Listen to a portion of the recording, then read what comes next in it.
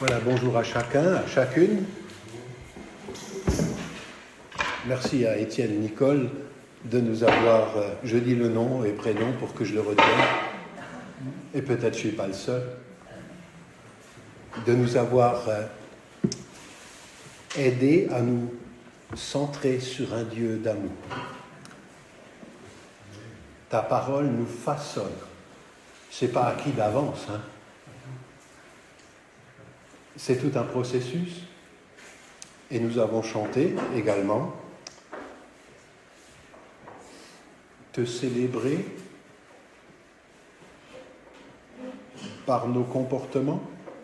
Vous vous souvenez de cette strophe que nous avons chantée? Et qui est-ce qui sait la suite?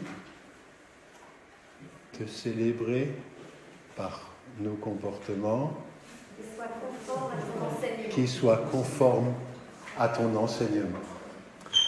Alors, écoutez, bienvenue à bord, bienvenue aux visiteurs de passage aussi, qui prennent un train en route.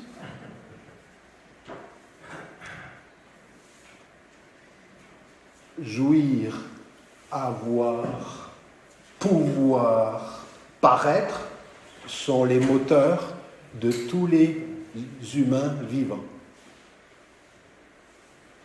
Chrétiens ou pas, ce n'est pas la question.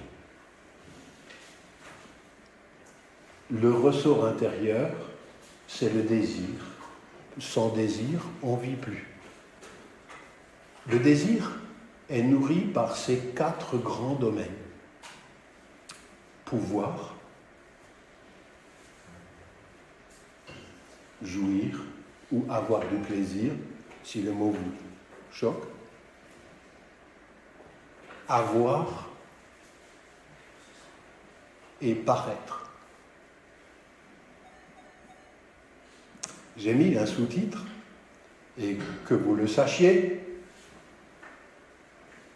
on est parti pour 8 rencontres, c'en est une, et sur le thème de pouvoir, nous continuerons demain soir. Je vous réserve quelques surprises d'application de ce que nous verrons aujourd'hui. Style de vie, comportement, c'est style de vie. Style de vie à la suite du Christ dans les domaines majeurs de la vie.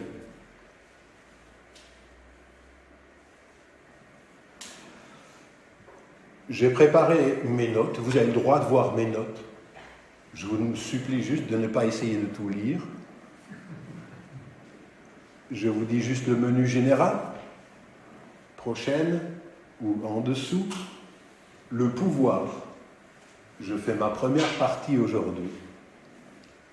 Faire face à nos violences, aussi intérieures. Et demain soir, de l'amour du pouvoir au pouvoir de l'amour. Dans 3 domaines très concrets qu'aborde le Nouveau Testament dans l'application. Quelques surprises, demain soir, 20h. Le duo qui suit, c'est plaisir ou jouissance. Violence intérieure et sexualité. J'ai pensé que ça nous concerne tous, à cause des hormones que nous avons tous. Et Dieu soit loué. J'en ai aussi. Des histoires moches de l'Ancien Testament en la matière. Ça, ce sera le dimanche matin. Et le lundi, qui suivra une autre date, c'est violence intérieure et sexualité. Jésus réoriente nos passions pour notre bonheur et notre plaisir. Ça va? C'est le deuxième. Mais je vous dis juste en avance. Les Allemands, ils ont un mot que nous mettons par joie anticipatrice. Ils ont Vorfreude. Alors, je vous dis juste ça pour vous dire, voilà le menu, les amis. J'essaie de vous servir parce que je crois savoir faire. Donner des grandes perspectives. Avoir une école du discernement. Et des caractères qui le glorifient. Autre, l'avoir. Je ne sais pas si ça vous arrive de vous sentir avec des doigts crochus, comme moi aussi, parfois, sur certains objets. Et la possession. La parabole des mines, ce sera une introduction à la matière. Et le lundi, violence intérieure et avoir.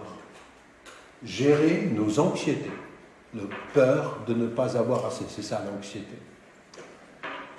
Et les remèdes que nous donne Jésus lui-même. Ça va? Et on a le dernier du haut, l'image de soi auprès des autres. Oh, la Bible aborde beaucoup ces sujets. La prédication, c'est l'image de Dieu en nous et les images perverties dans la Bible. Qu'est-ce qui est positif, qu'est-ce qui est tordu. Et le lundi, la volonté de paraître et la reconstruction du moi. Quel est le combat que nous avons à mener pour que ce soit beau dans la durée. Voilà, je continue. Vous avez quelques dates. Aujourd'hui, on est le 26, demain, c'est le 27 septembre. Et la fois d'après, ce sera du 24 octobre au 25 octobre. La fois d'après, c'est novembre. Et enfin, avant les fêtes de Noël, voilà, pour les dates. Nous continuons.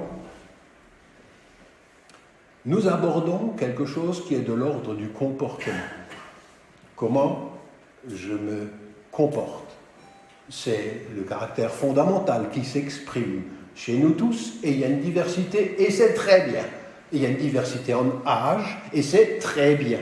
On est tous concernés, quel que soit l'âge et la diversité de situations, par les 4 grands domaines de l'Écriture que nous interrogeons. Mais quand on s'approche de la Bible, il ne faut pas oublier la perspective. Avant le style de vie, le tu dois, ou tu devrais, ou tu pourrais, d'accord? Il y a ce que Dieu a fait pour nous. Et Dieu, en la personne du Christ, nous dit, tu veux apprendre quelque chose sur pouvoir, sur jouir, sur avoir et sur l'image? Regarde Jésus, parce que qui m'a vu, dit Jésus, a vu Dieu. Le Père, personne ne l'a vu. D'accord? Imiter Dieu, c'est facile, on ne le connaît pas, il n'est pas visible. Mais il nous le révèle dans ce qu'il est au fond. Jean chapitre 14, verset 9, où personne n'a jamais vu Dieu, Dieu le Fils unique, qui est le Saint, dans le sein du Père, nous le dévoile. Est-ce qu'il y a quelque chose avec le pouvoir et Dieu? Est-ce que j'ai à apprendre? Est-ce qu'il y a quelque chose avec le plaisir et Dieu que j'ai à apprendre? Est-ce qu'il y a quelque chose avec l'avoir et Dieu, la gestion? Chez Dieu, Jésus nous montre quelque chose. Il est l'image du Dieu invisible, le premier-né, c'est-à-dire le chef de file d'une nouvelle création. Tout a été créé, nous dit Colossiens chapitre 1, verset 15, par lui et pour lui, Jésus. Alors, je voulais commencer par là. Christ d'abord, toujours. À partir de là, c'est seulement à partir de là que nous pouvons parler de style de vie. Parce que sinon, on refait un code de loi qui nous enfonce, où on sent nos incapacités, nos péchés, nos duretés, sur tous les 4 sujets que j'ai évoqués. Voici comment nous avons connu l'amour. J'aime cette perspective. Christ a donné sa vie pour nous, nous aussi, mais c'est seulement après. Nous aussi, nous devons donner notre vie pour les frères et sœurs. 1 Jean 3, 7. Donc, j'aimerais montrer la grande perspective, on peut passer, pour cet apprentissage, l'éducation, l'apprentissage. Nos cultes sont aussi faits pour être des écoles du caractère chrétien. Vous êtes d'accord avec ça? Si vous vous sentez apprenti, bienvenue à bord. Pauvre de vous si vous êtes des maîtres accomplis. Si vous vous sentez en route, bienvenue à bord. Et il y a des drôles d'expressions, même dans le Nouveau Testament. Paul dit à des chrétiens d'une ville qui s'appelle Éphèse, chapitre 4, verset 20, « Ce n'est pas ainsi que vous avez appris le Christ. » Christ se reçoit, mais s'apprend aussi.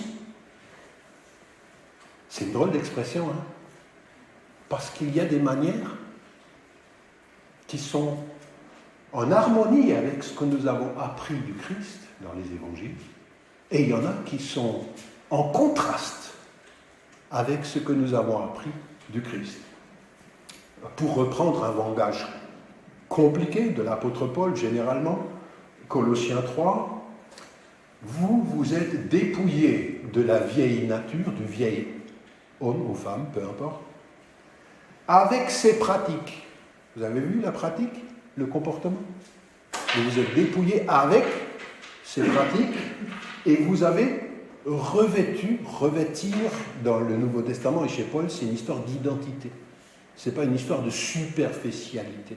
Vous avez revêtu l'homme nouveau, l'homme nouveau, ou la femme nouvelle, de la nouvelle création.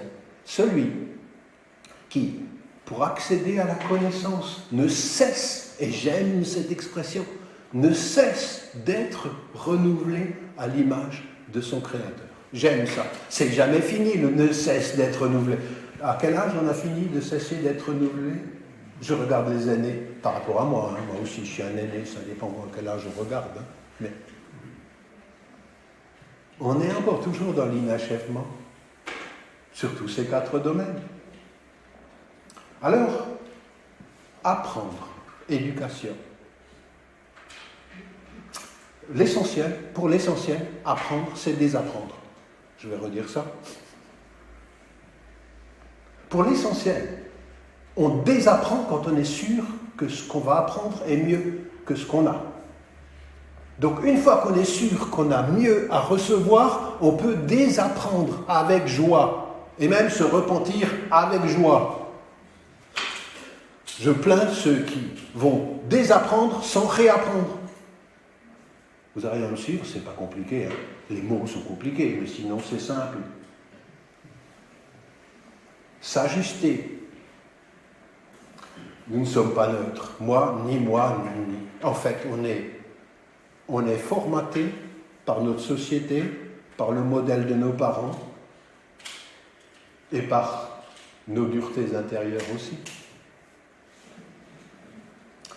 Alors, si, au courant de ces 8 rencontres, vous prenez conscience de vos déterminismes, de ce qui vous a déterminé, formaté, dont vous n'étiez pas conscient, pas grave du tout, pas grave du tout.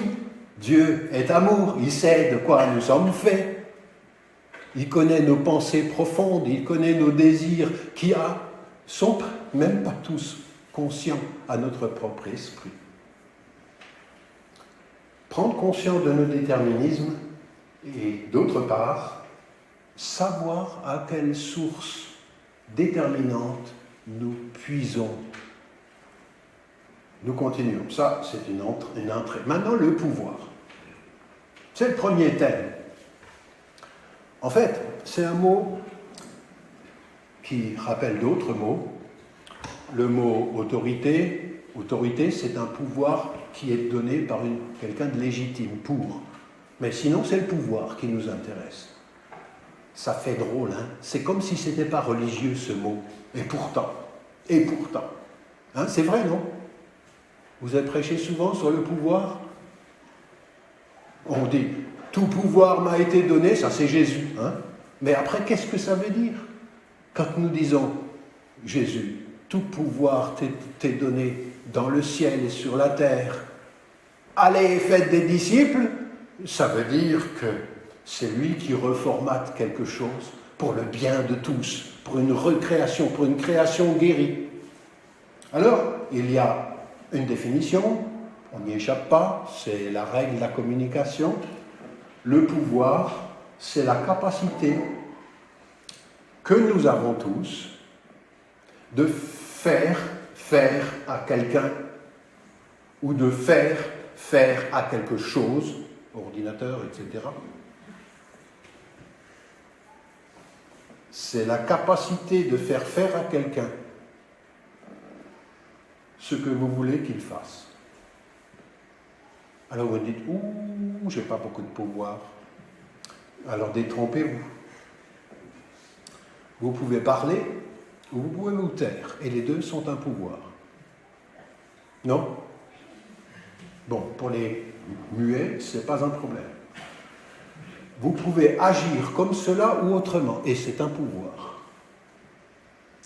Devant une situation, vous pouvez vous mettre en pétard ou bien être indifférent, et c'est un pouvoir. Non? Vous pouvez m'ouvrir, vous ouvrir, vous pouvez vous fermer. Vous pouvez bien gérer votre jardin ou vous pouvez mettre du poison dedans, et c'est un pouvoir. Non? Vous pouvez rouler raisonnablement sur la route ou autrement. Non? Et c'est un pouvoir. Vous pouvez éduquer d'une certaine manière ou une autre. Vous pouvez bien traiter ou maltraiter les animaux. C'est un pouvoir. Non? Vous pouvez voter dans un sens ou dans un autre. Grâce à Dieu, vous avez une expression et c'est un pouvoir. Vous commencez à sentir votre pouvoir? Bienvenue. C'est de ça dont on parle. Vous pouvez investir votre argent ou bien thésauriser. Et c'est un pouvoir. Vous pouvez ouvrir votre table pour le repas de midi ou bien jamais l'ouvrir et c'est un pouvoir. Vous pouvez mettre vos capacités spéciales au service de la collectivité ou au service de votre ego. Et c'est un sacré pouvoir. Vous pouvez, alors viennent certains mots, abuser, abuser. Vous pouvez tromper, vous pouvez accumuler, vous pouvez tordre, vous pouvez ignorer, vous pouvez séduire. Vous êtes beau, vous êtes belle. Vous pouvez chercher à séduire ou à convaincre. C'est un pouvoir, c'est pas la même chose. Vous sentez le pouvoir? C'est de ça dont on parle. Alors, je passe deux. C'était un chant au-dessus de tout et une histoire de pouvoir qui revient beaucoup, mais je passe. C'est pas le moment.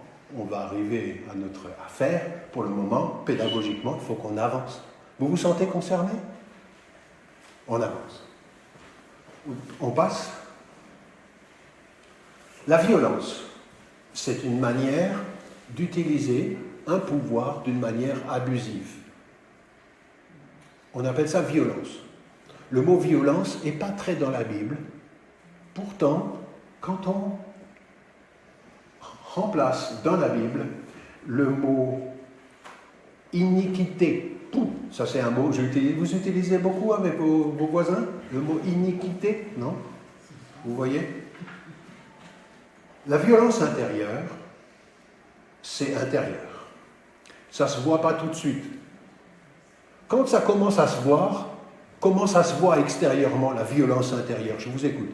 Donnez-moi des caractéristiques. Quelqu'un qui a une violence intérieure, quand ça commence à montrer extérieurement le bout du nez, qu'est-ce que ça fait? Oui? La colère. La colère. Le regard mauvais. Oh, il faut déjà le... Oui. L'agressivité qui se manifeste.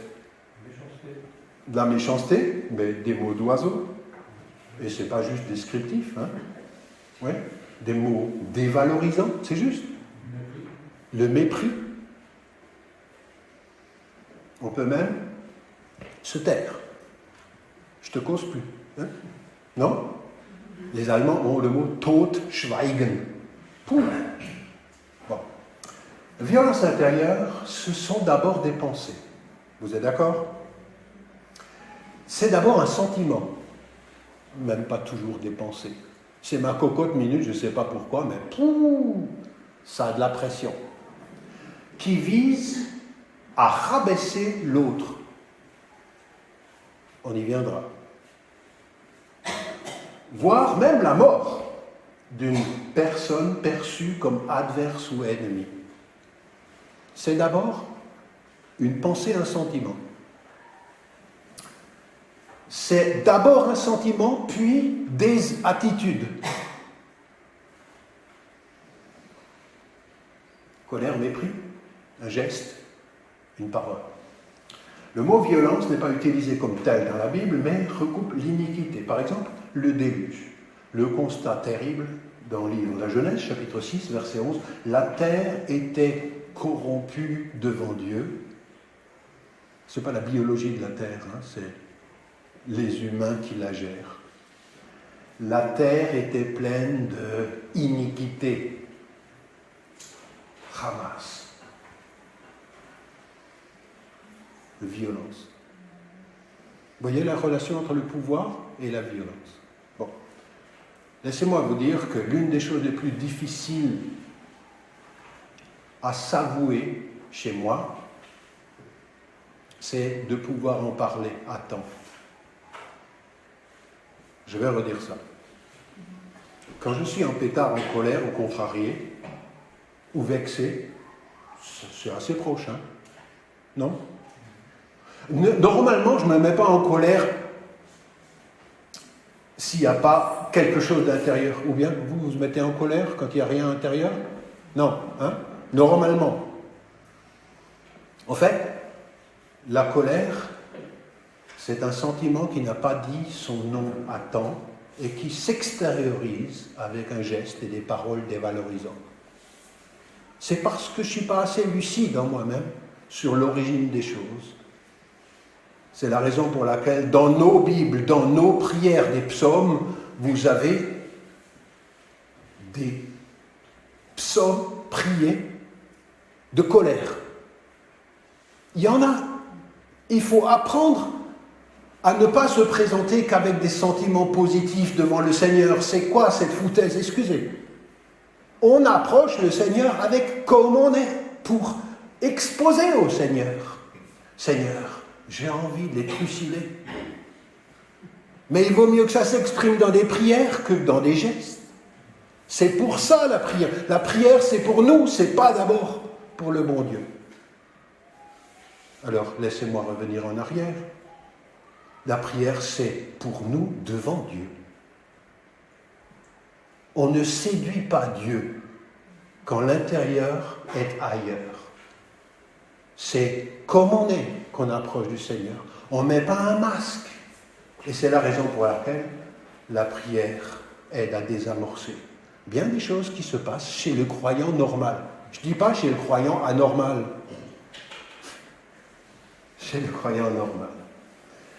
Le cadre est touché de cette gestion du pouvoir qui devient tordue. Le voisinage, le parent, les conjoints, les enfants, la vie communautaire, la vie d'église aussi. Les réveils, dans certains pays, ils ont connu des réveils, mais 20 ans après, c'est la gloire de Dieu est partie. Pourquoi? Pas parce que Dieu est parti. C'est parce que nous sommes partis de Dieu, dans la réalité de ce que nous vivons, que les petits conflits n'ont pas été abordés en disant, tu sais, tout à l'heure, j'étais en pétard, je ne pouvais pas te le dire parce que j'étais pris par des émotions, mais tu vois cette parole, tu t'en es pas rendu compte, mais ça m'a blessé. Oh, les amis, ça peut aider de communiquer. Enfin, les personnes qui ont vécu en cohabitat ou en voisinage ou en couple savent bien ce que c'est. La violence, c'est un abus de force. C'est une force mal orientée. C'est un abus de pouvoir. Il s'exprime physiquement, psychologiquement, moralement, socialement, hiérarchiquement, spirituellement.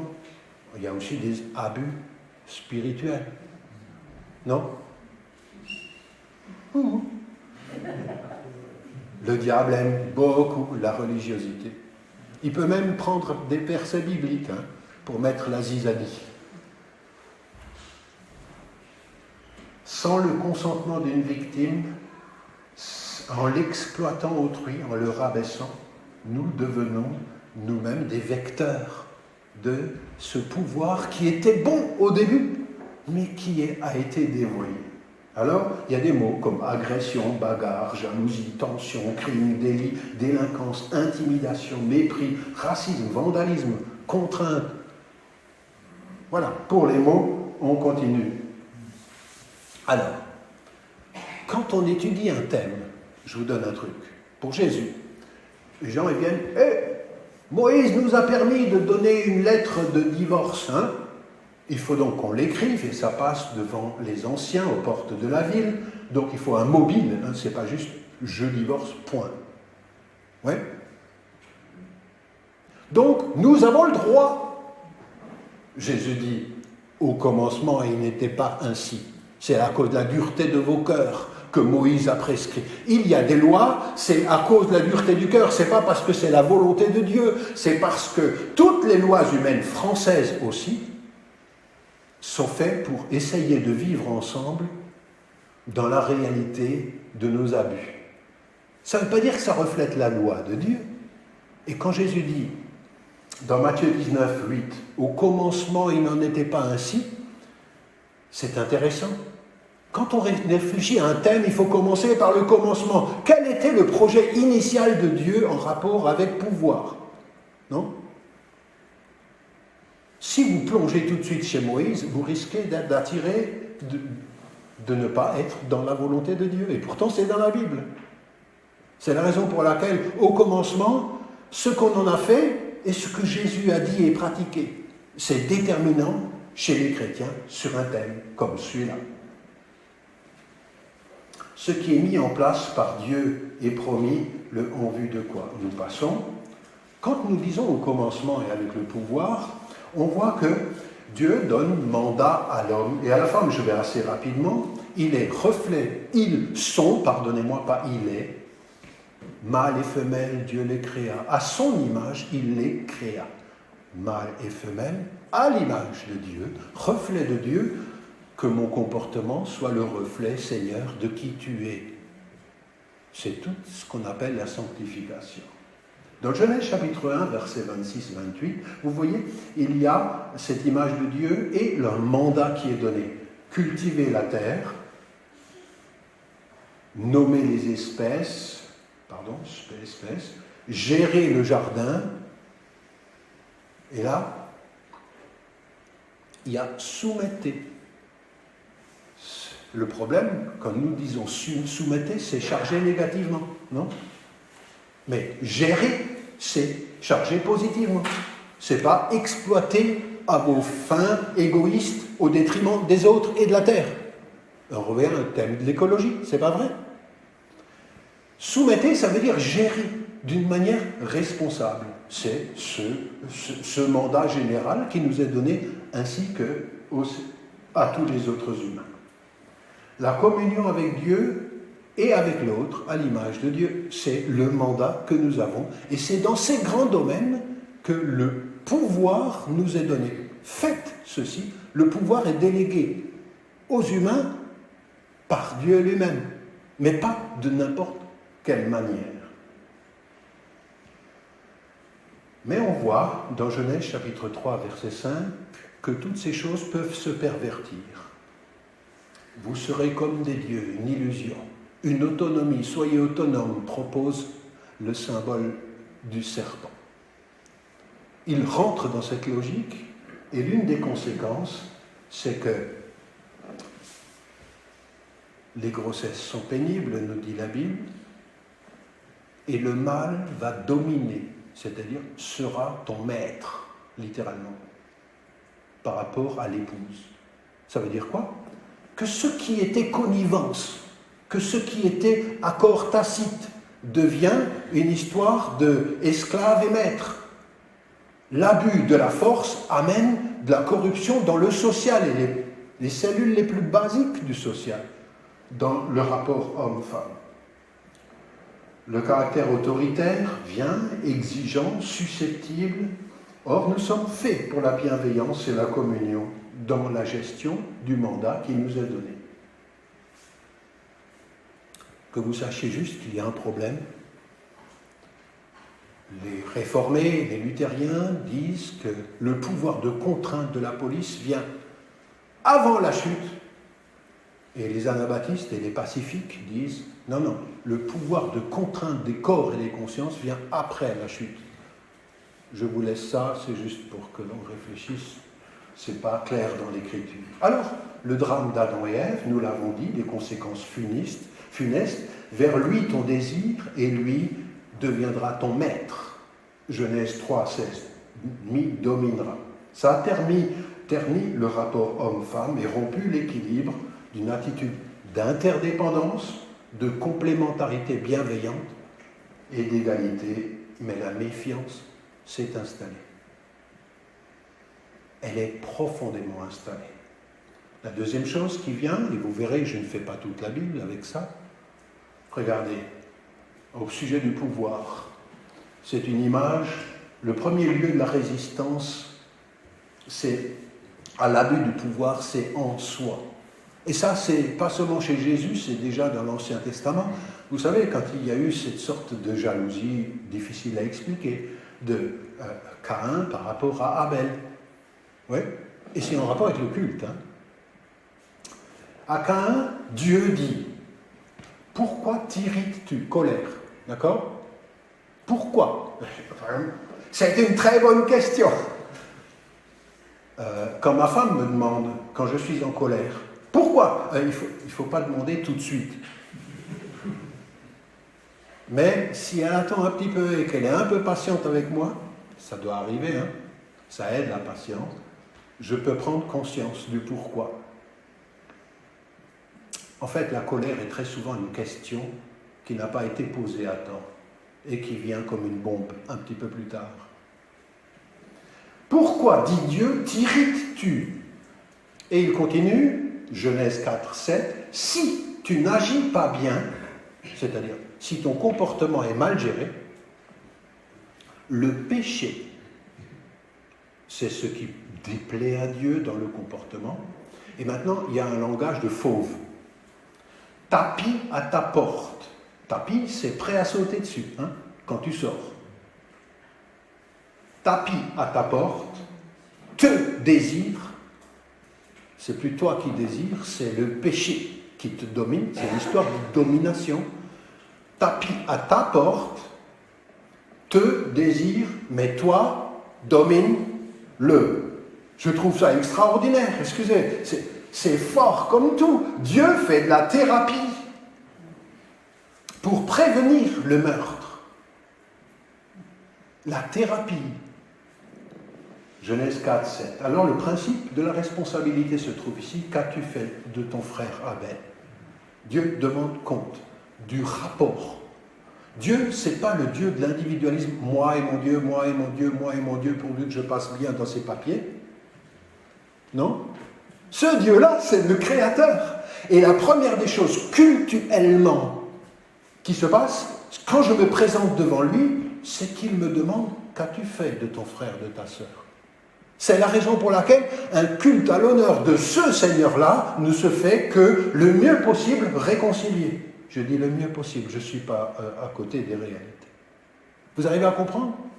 Qu'as-tu fait de ton frère? Le culte, c'est jamais moi et mon Dieu, c'est toujours nous. C'est pour ça qu'il y a le Notre Père. La notion de responsabilité et, curieusement, comme Dieu est optimiste que ça marche quand on fait attention à ce qui se passe en toi. Fais attention à ce qui se passe en toi, me dit le Seigneur. La capacité de faire face à nos violences intérieures avec l'aide du Seigneur. Mais toi, domine. Toi, domine.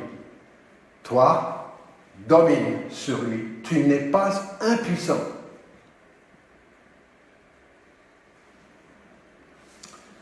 Alors, j'ai bientôt fini, et je montre juste... je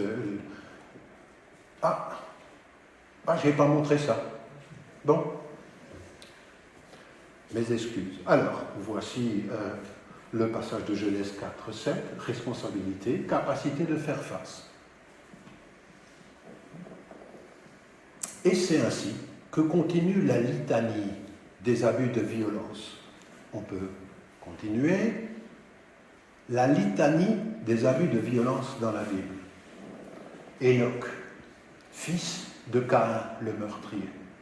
Il construit une ville, bâtie par Caïn, éloignée de l'Éternel. Pourquoi il construit une ville? Pour la fortifier. Parce que lui qui a agressé a peur des agressions. Genèse 4, 17. Plus tard, un monsieur, il s'appelle les mecs. C'est pas les mecs, mais ça pourrait. Les mecs, pris 2 femmes, apparaît la polygamie. Sans doute une pour la procréation et une pour le plaisir par d'homme et d'âme. Le désir nous mène plus par le bout du nez qu'on le croit, et je ne parle pas que d'expérience, mais le péché fonctionne avec des désirs et un pouvoir. Et il commence à dire, ah ben, si moi me fait quelque chose, c'est pas œil pour œil, dent pour dent, moi, mes amis. Si quelqu'un me casse une dent, je lui casse la tête. C'est démesuré. 70 fois plus. Vous aimez cette code de justice? Vous arrivez à comprendre? La loi, y compris législative, peut devenir pervertie quand elle est au profit des puissants. Et la Bible, tout entière, va essayer de renverser cette logique. Et on passe, je termine juste là avant d'arriver à l'enseignement de Jésus qui va couler de source, Babel. La masse est astreinte à la corvée, réalise peu à peu le pouvoir divinisé de quelques-uns qui se fait au profit de cette minorité. Alors la communion ne passe plus. Les langues ne parlent plus le même langage. Quand il y a de l'abus, on s'éparpille. Quand il y a de la communion restaurée, ça fait unité. La Pentecôte, c'est l'anti-Babel. C'est tous de nouveau égaux en dignité à cause de la bonté de Dieu qui accepte des fils et des filles. On continue. D'où viennent la violence et les abus? On l'a dit, du cœur, de frustration, de peur. Oh, beaucoup de gens sont en colère parce que dans leur foyer, on ne s'est pas exprimé autrement que par des débordements de violence, des traumatismes, aussi des égoïsmes parfois bien confus. Alors attention, la Bible ne dit pas que le pouvoir est mauvais. Elle dit que le pouvoir est donné pour une gestion saine. Et une affirmation de soi est saine. Il ne s'agit pas d'être la vête de tous les autres. Une certaine agressivité est innée et bonne.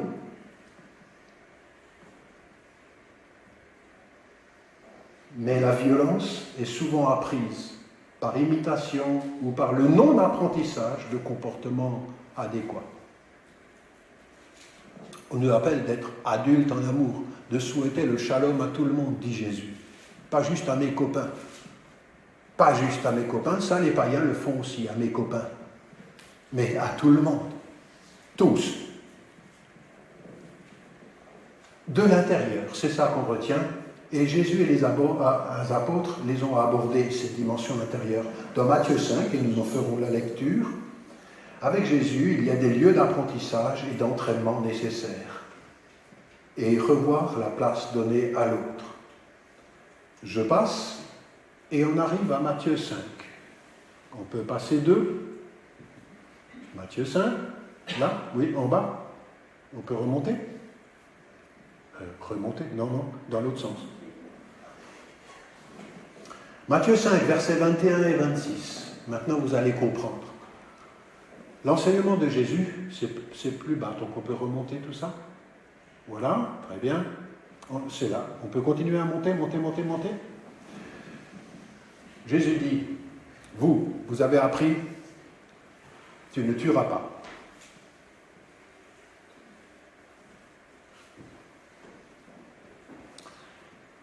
Tu ne commettras pas de meurtre.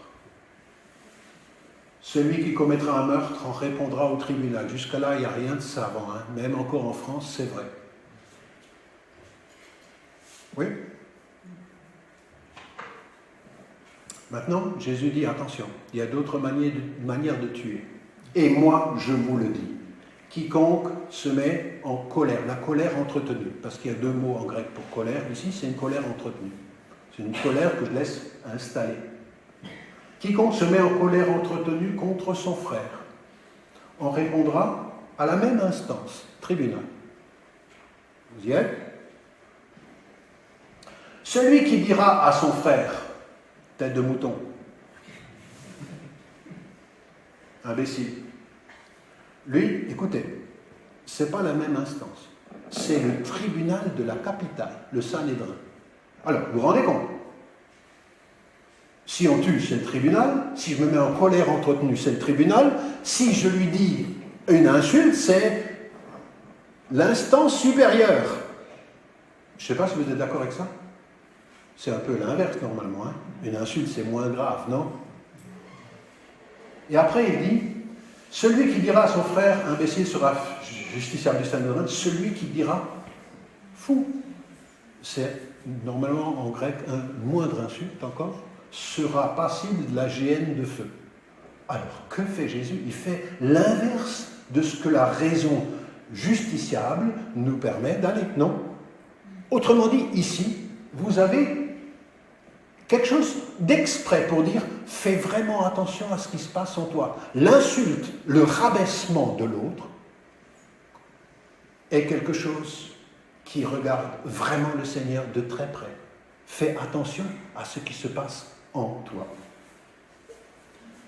Dieu, il se met en colère. Vous savez ça? Ça arrive. Non? Pas souvent. Il est lent à la colère. Les miennes, les colères, mes amis. C'est très rapide. Non? Ça va? Dieu est lent à la colère et riche en bonté. Exode 34. Les mobiles de sa colère sont très particuliers. Écoutez, moi, ma colère, elle me monte vite au nez. Vite. Elle dure longtemps. Les colères du Seigneur durent un instant. Et surtout, les colères du Seigneur ne cherchent pas à faire sa propre justice, tandis que la mienne est très souvent immobile, égoïste. Je n'ai pas dit toujours. Parfois, je pense qu'on devrait faire des écoles de colère, pas que des écoles de louange. Des écoles de colère sainte. Vous arrivez à comprendre? Les mobiles, nous, on devrait trouver inacceptable certaines choses, que ça nous touche à tel point que ça nous dérange, et qu'on parle. Et là, je ne suis pas sûr qu'on parle. Vous arrivez à comprendre ce que je dis?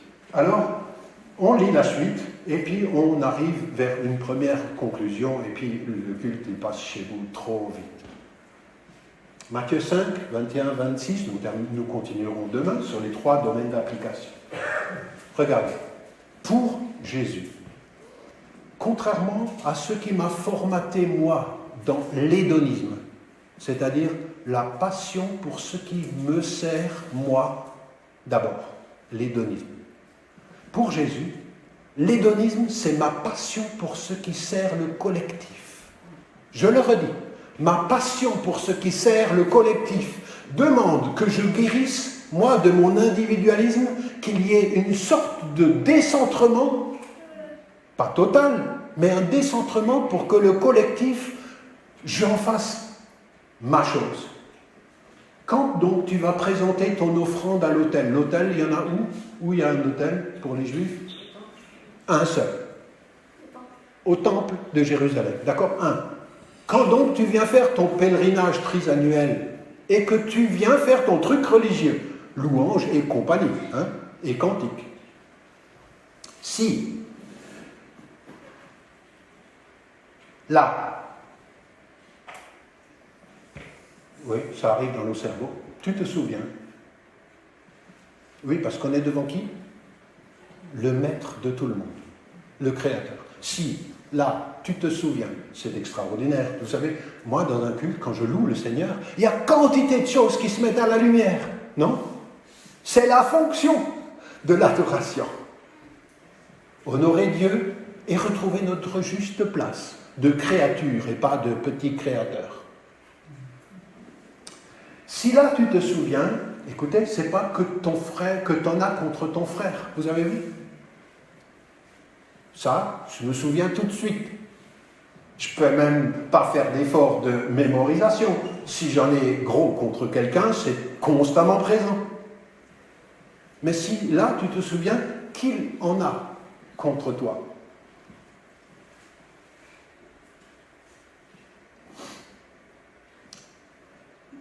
Ordre de Jésus, laisse, va, trouve.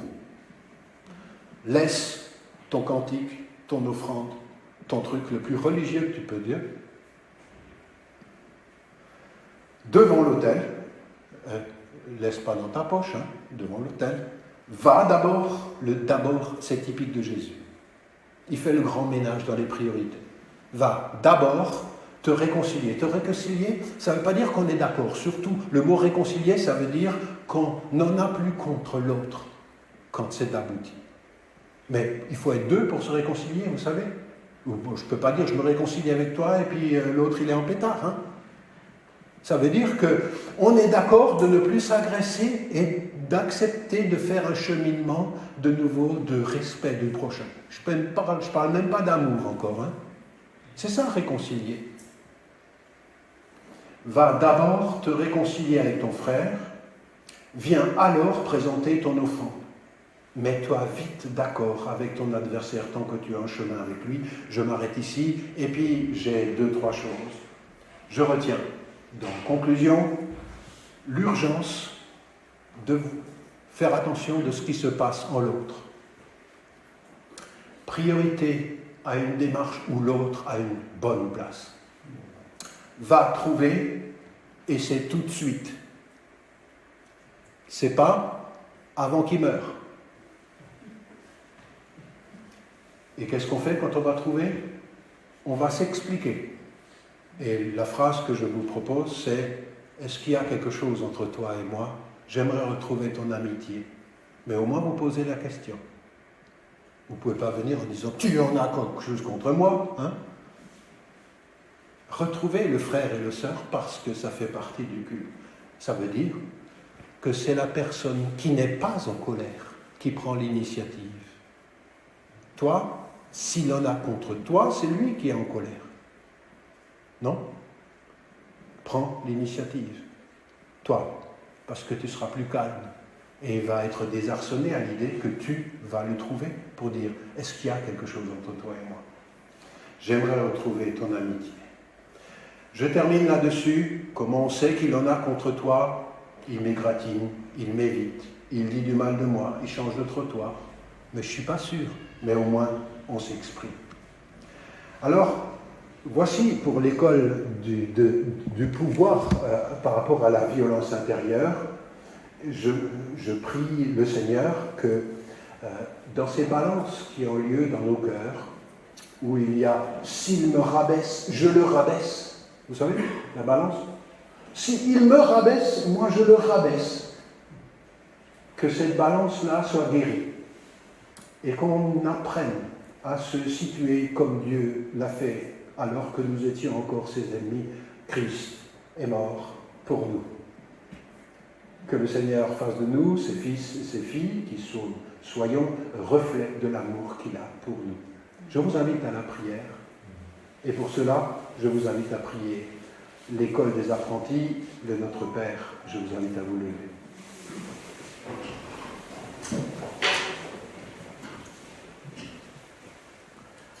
Notre Père qui es aux cieux, que ton nom soit sanctifié, que ton règne vienne, que ta volonté soit faite sur la terre comme aux cieux. Donne-nous aujourd'hui notre pain de ce jour. Pardonne-nous nos offenses, comme nous pardonnons aussi à ceux qui nous ont offensés. Ne nous laisse pas entrer en tentation, mais délivre-nous du mal, car c'est à toi qu'appartiennent le règne et la puissance et la gloire pour les siècles des siècles. Amen.